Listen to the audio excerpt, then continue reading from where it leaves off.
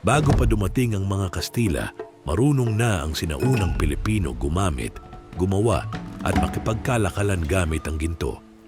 Ang ginto noon ay hindi lang palamuti. Ginagamit din ito bilang simbolo ng katayuan, dangal, ugnayan at yaman ng isang tao o pamilya. Ipinapakita nito na may kaalaman na ang ating mga ninuno sa paggawa ng palamuti, paghubog ng metal at paglikha ng detalyadong disenyo.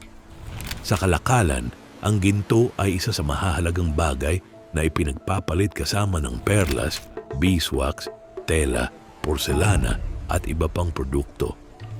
Sa ilang pamayanan, mas maraming ginto ang suot ng isang tao, mas malinaw ang kanyang mataas na katayuan o koneksyon sa makapangyarihang angkan.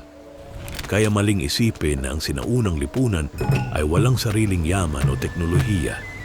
Ang ginto ay patunay ng husay, kalakalan at sining ng ating mga ninuno. Ang ginto ng sinaunang Pilipino ay hindi lang kinang. Isa itong bakas ng kultura, kasanayan at pagkakakilanlan bago pa ang kolonyalismo.